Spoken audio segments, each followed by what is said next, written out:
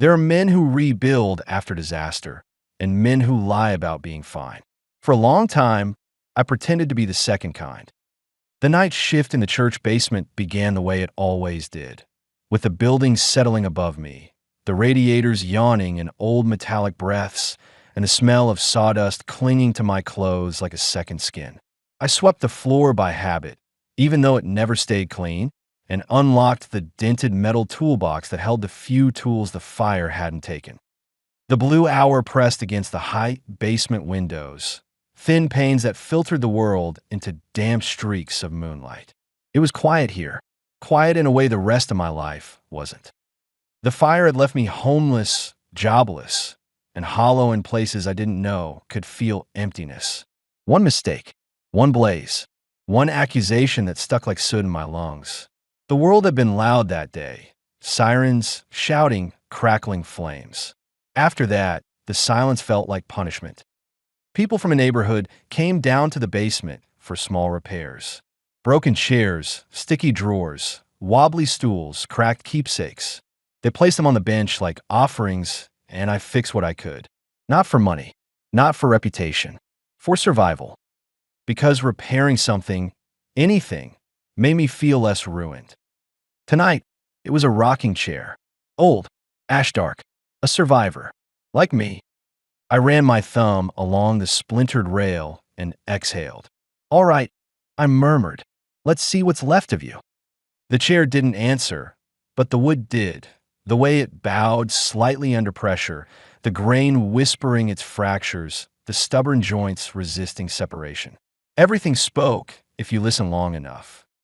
I was halfway through disassembling the backrest when the basement door creaked open. "You're early," I said without looking up. Jada stepped inside like she owned the place, which emotionally she did. Her curls were half tucked into a loose scarf, and she wore scrubs under her winter coat, exhaustion stitched into every line of her posture. "You say that like I ever sleep," she replied, dropping a paper bag on my workbench. "Eat. You forget." I didn't argue. She was usually right. Jada had been there the night the fire department pulled me out of the rubble, coughing up smoke and disbelief. She was the first person to say, gently and firmly, "Daniel, this wasn't your fault," even when the world wanted someone to blame. Tonight, she watched me work. "What's the story?" she asked, nodding at the chair. "Water damage, age, neglect. So, all your usual clients." I huffed a laugh. When I repaired things, she sometimes sat nearby with her laptop or her travel mug, unraveling her own complicated days while I sanded and glued and rebuilt. We didn't need many words. Our friendship lived in the quiet. She sipped her drink. "Anything from the union?" "No. Your father?" "No. Your old boss." That one made my jaw tighten. "Definitely no." She nodded with a softness that said everything she didn't speak aloud. "I see you. I know this hurts. I know you're pretending it doesn't." The church pipes moaned. The rocking chair creaked. Jada rested her chin in her hand. "Tell me," she said quietly, "does fixing the help fix you?" I paused mid-sand. "Maybe." She smiled. "Good. Because you've been carrying too much brokenness alone." "I'm Fina." She gave me the nurse look, the one that stripped through defenses like they were made of balsa wood. "Daniel." I sighed. "I don't know what I am," I admitted softly. She didn't push. She never did. She just stayed. And in the quiet, in the blue hour, I worked. The chair slowly revealed its truth, where the joints needed reinforcement, where the rails could be salvaged, where the grain had hidden pockets of strength the fire of time hadn't reached. Every fix felt like breathing again. When it was finally stable, I set it on the floor and nudged it gently. It rocked, smoothly, patiently. "Ready." Jada whispered, "Beautiful." I didn't disagree. The next morning came too early. Not because of sunlight. I hadn't seen normal daylight in weeks, but because my phone buzzed against the workbench exactly 1 minute after I closed my eyes. The caller ID froze my breath. Keen. My former foreman. My former mentor. My former disappointment. I let it ring once. Twice. Then picked up. "What?" I said. Good morning to you too, he replied, voice gravelly and unchanged. What do you want? To talk. We've talked enough. Not about this. I leaned against the concrete wall and shut my eyes, the memory of the fire flashing behind them like a dying light bulb. Keene had been the one who believed the worst, or acted like he did. Make it quick, I said. There was a long pause. The board's opening the Denning Library restoration contract again, he said. Fresh bids. They want someone with experience in historic joinery. My pulse spiked. That has nothing to do with me. It could, he said. Another pause. It should. No, Daniel. I said no. He exhaled hard. The fire wasn't your fault. My heartbeat faltered. You didn't say that back then, I whispered. I know, he said, and I regret it. I should have asked you what happened. I didn't. That's on me. My grip tightened on the phone. I can't unburn your life, he said, but I can tell you the truth now. Silence stretched between us. He continued, the board will be by the shop this week. If you still care about the craft, talk to them. I don't have a shop, I said. I have a basement. Then show them the basement, he replied. Real craftsmen don't need a storefront. He hung up. I stared at the dead phone screen, my chest tight with old anger and older grief. Jada appeared at the top of the stairs, coffee in hand. Who died? She asked. No one, I said, but the past tried to resurrect itself. The board came 2 days later, but the letter arrived first. It was slipped under the church basement door during the late afternoon lull, when I just finished fixing a cracked picture frame for Mrs. Ortega, a lovely widow who brought pastries as payment because she said no one should mend things on an empty stomach. The envelope was thick, heavy, embossed. My name was written in careful strokes. I didn't open it immediately. I just held it, the weight settling into my palm like something alive. Bad news or good news? Jada asked. I don't know yet. Open it. I did. The letter was formal, but the message wasn't. Mr. Rios, your work has come recommended from multiple community members. We request a site visit. Please confirm availability. Jada stared. Daniel, this is terrifying, I said. Huge, she corrected. I set the letter on the bench and paced. This is a mistake, I muttered. They want someone official, someone with equipment, someone who didn't burn down a workshop. You didn't burn it down, she snapped. Tell that to everyone else, I said softly. I would, she replied, loudly. I dragged a hand through my hair. The basement suddenly felt too small, too temporary, too much like a hiding place. Jada stepped into my path. Listen to me, she said, voice steady. You're good. Not pretty good. Not serviceable. You're extraordinary. You rebuild people's favorite things. You save Mrs. Ortega's memories. You restored that watch for Mr. Sayeg. You repaired more than wood in this room. I swallowed. You think this is a second chance? I whispered. I think it's the next chapter. I laughed weakly. Same difference. Not always. I stared at the letter again. The embossed seal, the weight, the possibility. For the first time in a long time, I let myself imagine a future.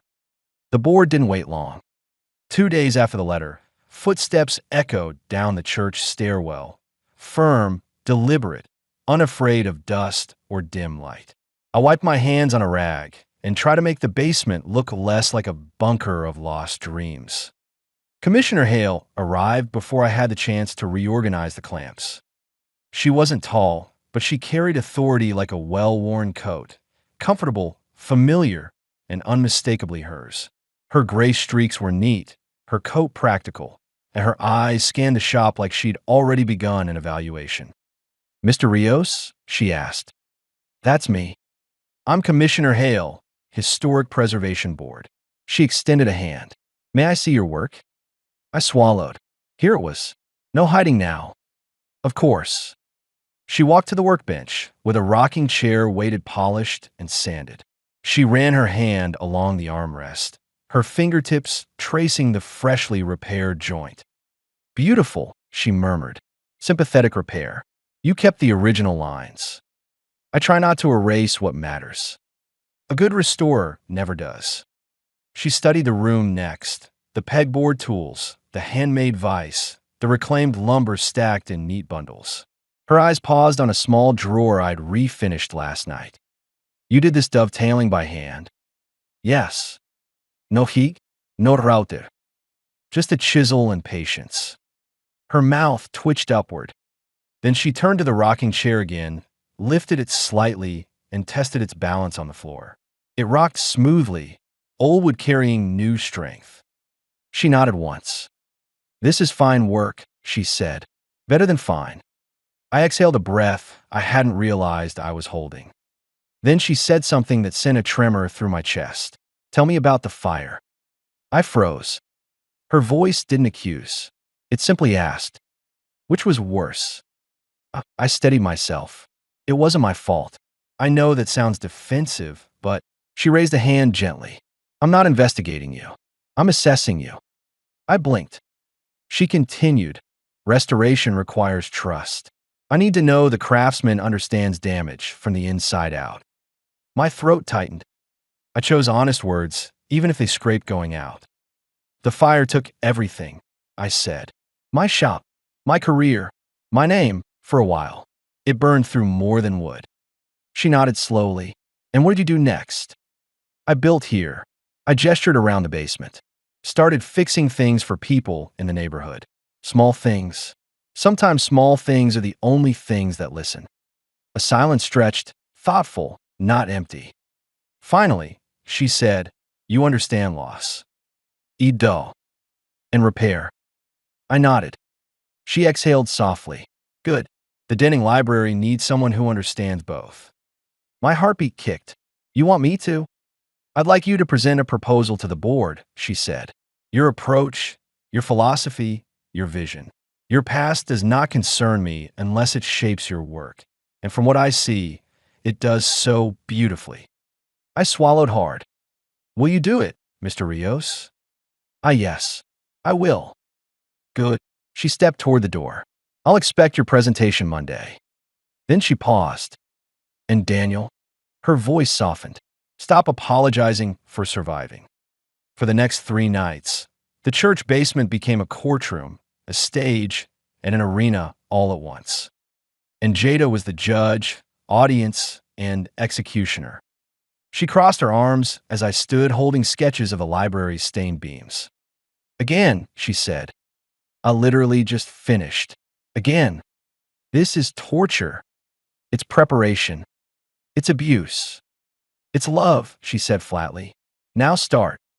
I inhaled, steadied the papers, and began. Commissioners, the Denning Library deserves. Shoulders back, she interrupted. I straightened. Start over. I glared. She raised her eyebrow. I lost. On the second night, she played 3 board members at once. One skeptical, one bored, one aggressively confused. On the third, she filled every silence with a pointed cough to break my rhythm. You're doing that on purpose, I muttered. Of course, she said.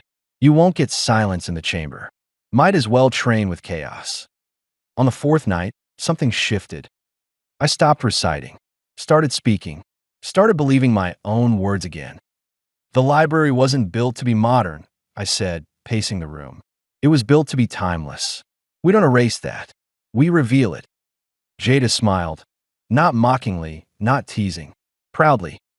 Well, she said, I think you're ready.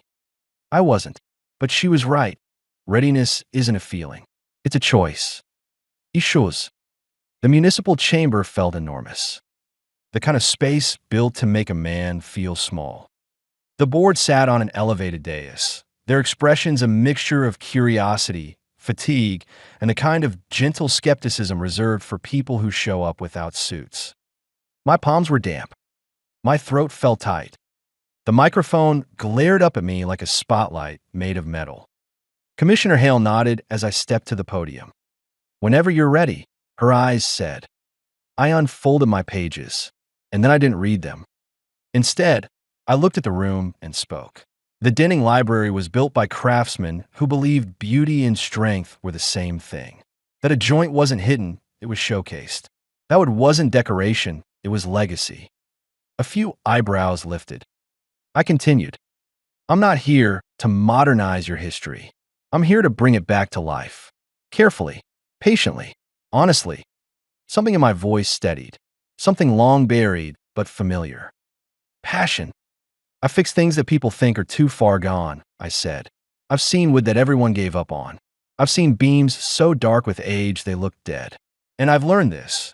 What looks ruined is often just waiting for the right hands. Silence blossomed across the chamber. When I finished, the room stayed quiet for a long, breathless moment. Then, applause. Small at first, then stronger. Hale smiled like she already knew this would happen. I stepped back. My heart was sprinting. My hands were trembling. But my soul, it was breathing. Then everything went wrong. The chamber doors burst open. Sandoval strolled inside. And behind him, Mateo, my former co-worker, my former friend, my betrayer. My blood ran cold. Sandoval's suit was crisp, expensive, self-important. He walked like the room already belonged to him. I request to address the board, he announced loudly. This session is closed. This concerns the same contract, he said, smug, and potential misconduct. Whispers rippled through the chamber. He held up a thin folder. Mr. Rios's designs are not original. I felt the floor tilt under me. Sandoval continued, in fact, but when he opened the folder, empty. His smooth confidence faltered.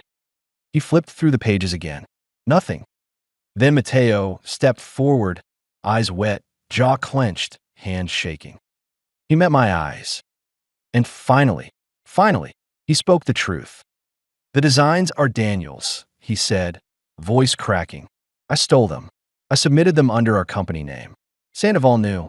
Elite. I blamed Daniel for the fire. And it wasn't his fault. The room gasped. Someone swore under their breath. My heartbeat roared in my ears. Mateo stood trembling, every word dragging something heavy out of his chest. I left the rags too close to the vent, he whispered. I caused the fire. Not him. Me. Sandoval hissed. Mateo, stop. But Mateo didn't stop. He reached into his coat and pulled out something I hadn't seen in months. My old sketchbook. The one he'd taken the night, he apologized. He held it up. This is his. Dated. Original. Proof. The board erupted in shock. Order. When the room finally settled, she spoke. Mr. Sandoval, you are barred from bidding on restoration contracts pending investigation. 2 security officers approached. He sputtered. He protested. He glared. But he left. Mateo stood alone in the aisle, shaking. I walked him slowly. He whispered, I'm sorry. I know, I said. He swallowed. Do you forgive me? I don't know yet, I said honestly, but thank you for telling the truth. He closed his eyes. That's enough. He walked out of the chamber, shoulders sagging, but lighter than I'd ever seen him. And then, Hale turned to me. Mr. Rios, she said, voice warm, the contract is yours. Applause exploded. I stood frozen. Jada was waiting on the steps outside. Her eyes widened. Well, she demanded. I smiled. She screamed. And she threw her arms around me. You did it. And for the first time since the fire, I felt like I deserved something good. Winning the contract felt like stepping into sunlight after months underground. But sunlight doesn't build a workshop. Work does. And I needed a workshop. Not a basement. Not a borrowed corner. A place that felt like mine. I walked the neighborhood for 3 nights straight, thinking, planning, imagining. Half-formed futures drifted through my mind. The smell of fresh lumber, the hum of late-night sanding, the soft creak of a new chair taking shape. Then I found it. An old auto garage on Mulberry. The windows were dusty. The roll-up door leaned like a tired shoulder. The concrete had stories etched into it. Oil stains older than me, cracks like modest scars. But the bones were good. And more importantly, it was vacant. I pressed my face to the glass and whispered, you could be something. A voice behind me said, "You say that to all abandoned buildings?" I turned. Jada stood with 2 cups of hot chocolate and a grin that knew me too well. "It's perfect," she said, taking in the high ceilings, the emptiness, the possibility. "It looks like you." "That's not flattering." "It is," she insisted. "Stubborn, underrated, in desperate need of sweeping." I snorted. The next day, I met the landlord, a man who looked like a lumberjack who'd retired into mild grumpiness. "You the wood guy?" he asked. "I guess so. You break anything, you fix it." "Fair. You hear weird noises, ignore them. This block's haunted." "Haunted?" He handed me the keys. 6-month lease. No parties. No fires. I flinched. He winced. "Figure of speech," he said quietly. "So It's all right." He gave a curt nod, climbed into his truck, and drove off. I walked into the garage alone. Light spilled across the floor in wide, golden strips. Dust motes danced like something newly freed. For a long moment, I just stood there, breathing, absorbing, letting the space settle around me like a coat I'd been waiting to wear. Then I whispered, "Let's build something." I couldn't restore the Denning library alone. Even I wasn't stubborn enough to believe that. So I went where carpenters gather when they need work, coffee, or arguments. The Union Hall. The receptionist, wearing bright purple glasses and even brighter skepticism, looked me up and down. "Well," she said, "if it isn't the Rios resurrection." "I never died." "You sure? Caused this place through a whole funeral for your career." She slid a clipboard toward me. "What's this?"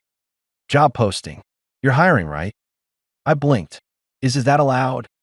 "You think we don't notice when a craftsman starts fixing half the neighborhood for free? You've been recommended 12 times this month." 12. She smirked. "People talk. Fill that out." I did. 3 days later, the first applicant showed up at the garage. Fiend.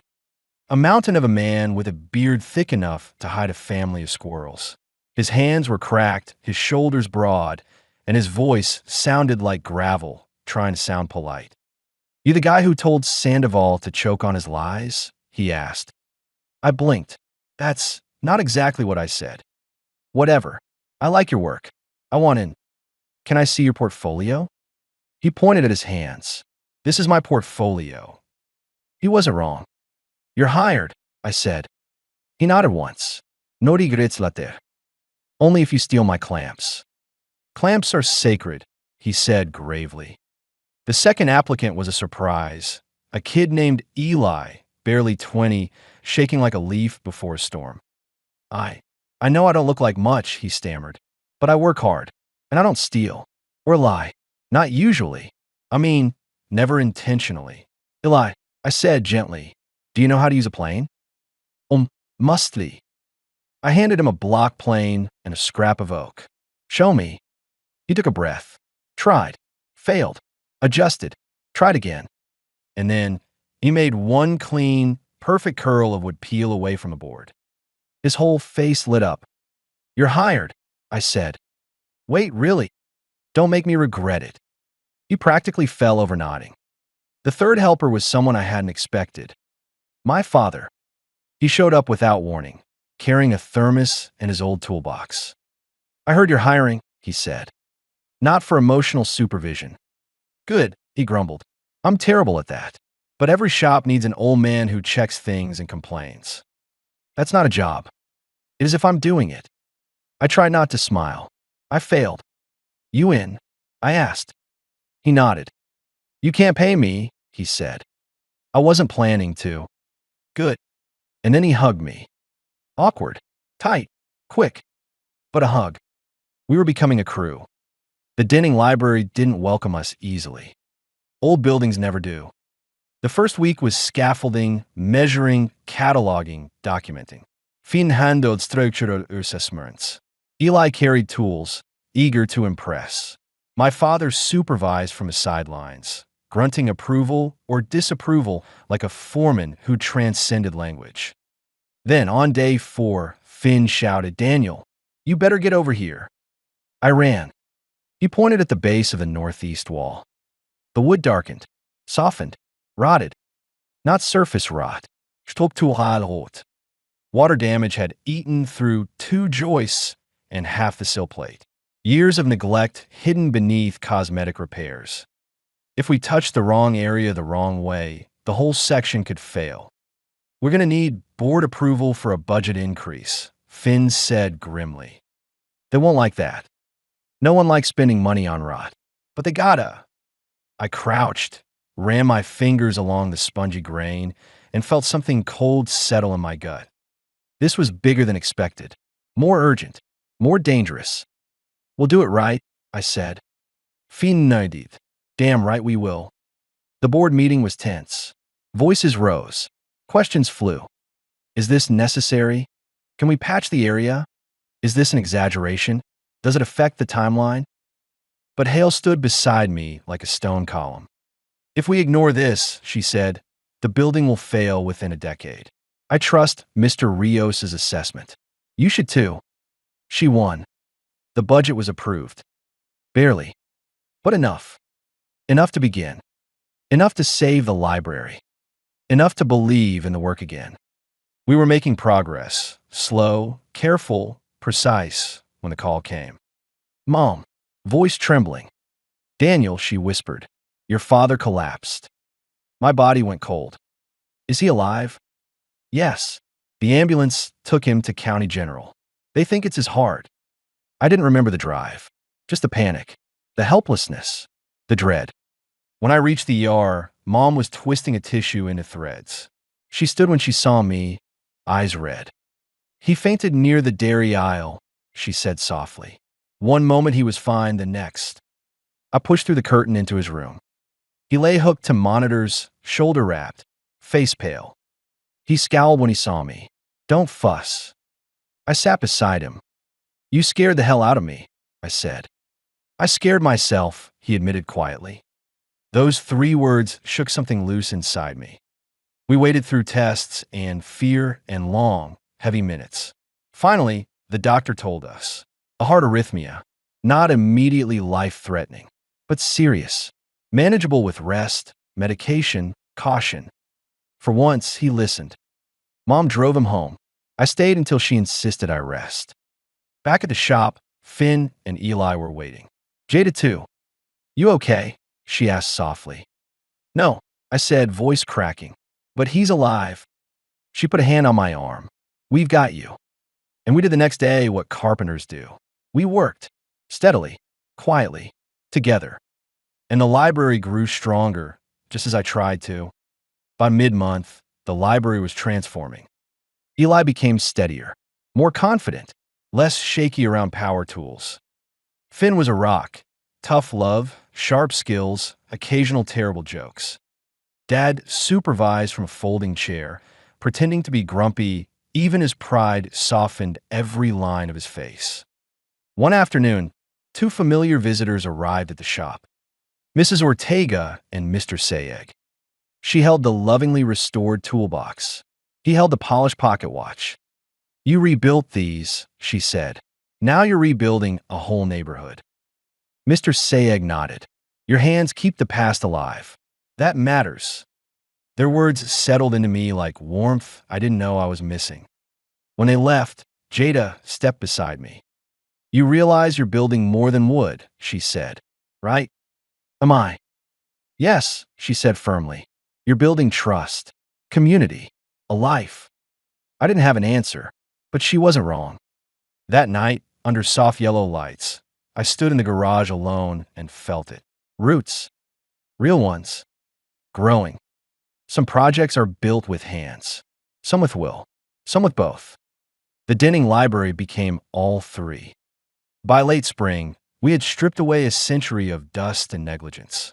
What remained beneath it all was a structure stubborn enough to survive time, weather, and careless renovations, but not invincible, not unscarred, which made it familiar.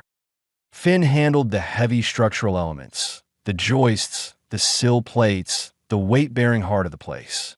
He muttered to himself as he worked, grumbling at warped timbers, praising straight ones, treating the building like an old friend with bad knees.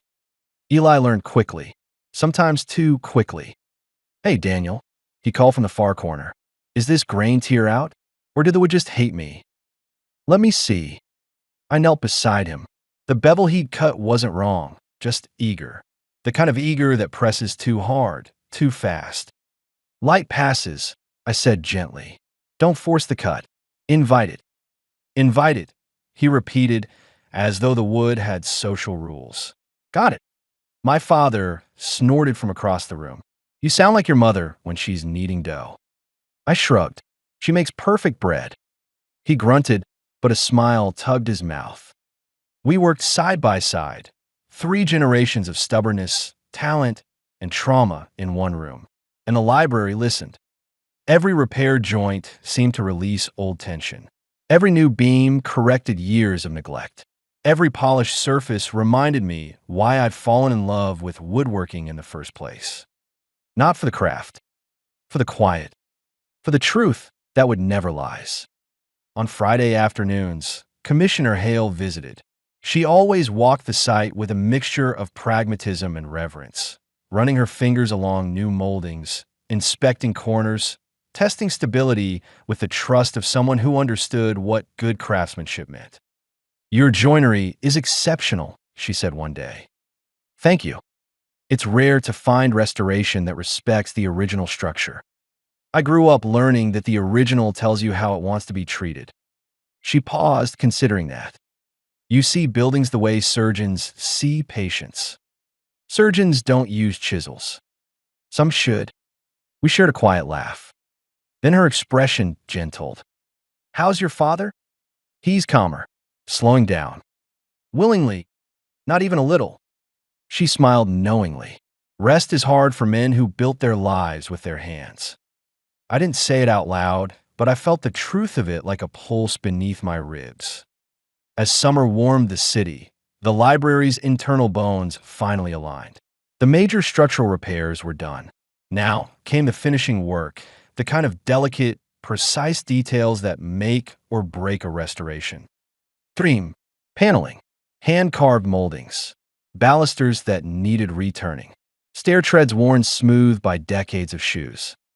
The reading gallery was the crown jewel, a wide, sunlit room with a vaulted ceiling and a long wooden table that had seen 10,000 books and 100,000 hands. The table was nearly lost to time, water-warped, scratched, gouged by careless students, and poorly patched by previous restorers. My father sat beside me as we examined it.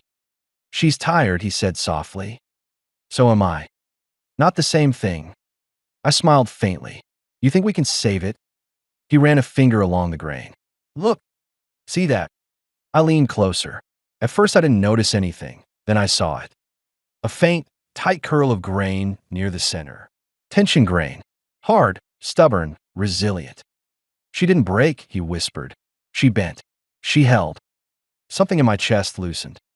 We worked together for hours, removing damaged sections, scarfing in new ones, leveling the surface inch by inch. The sun bent through the windows in warm sheets of gold and dust. At some point, Dad paused, breathing harder. I set my tools down immediately. "You okay?" He nodded. "Just tired." We sat on the floor, backs against the table legs. He spoke first. "I wasn't a good father when the fire happened." The words were heavy, not rehearsed, not easy. I let my fear get louder than my belief in you. I swallowed. "I know you thought you were protecting me," I said. "That doesn't make it right." "No," I agreed, "but it makes sense." He exhaled shakily. "I want to do better." "You are." We sat in silence, the smell of sawdust and linseed oil settling around us like something familiar and forgiving. Then he nudged the table leg lightly. "Think she'll creak when she's done?" "Maybe." "Good," he said. "Creaks mean she's alive." I laughed softly. He wasn't wrong. The final week arrived like the end of a long breath. We installed the last molding, swept the last curls of shavings, wiped dust from the last polished rail. The library stood whole again, proud, warm, renewed. On the morning of the unveiling, sunlight spilled across the reading gallery like a blessing. I walked through the rooms in quiet reverence, touching surfaces we had rebuilt, joints we had coaxed back into strength, corners we had revived with patience and care. It felt like walking through a life I'd rebuilt piece by piece. Commissioner Hale greeted me near the entry. "You ready?" she asked. "I think so. You sound surprised." "I am." She smiled. "Daniel, you earned this." People gathered, city officials, community members, teachers, parents, children. Their footsteps echoed on floors that had been unsafe months ago. Hale gave a brief, confident speech about history and craftsmanship. Then she handed me the microphone. For a moment, the room tilted. Then I breathed. The Denning Library has always held stories. I began, some written, some spoken, some carved into the very grain of its walls. Our job was never to change those stories, only to help the building remember how to hold them again. Faces softened. Phones lowered. People listened.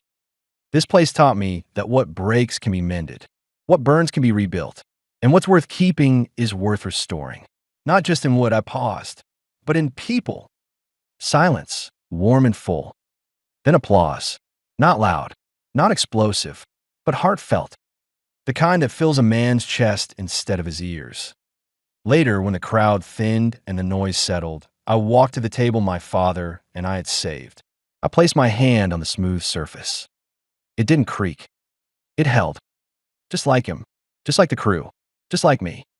When I returned to the garage that night, a note waited on the bench. ROS Benchworks, shop, dinner tomorrow.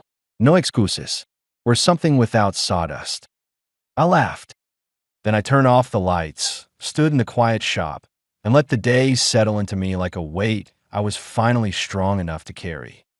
I touched the rocking chair by the window, the one I'd first restored in the church basement.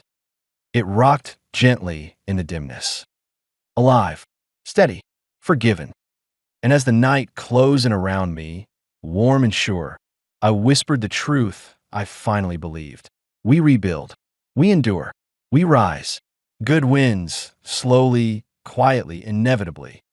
And I would keep building as long as my hands could shape wood and my heart could hold hope.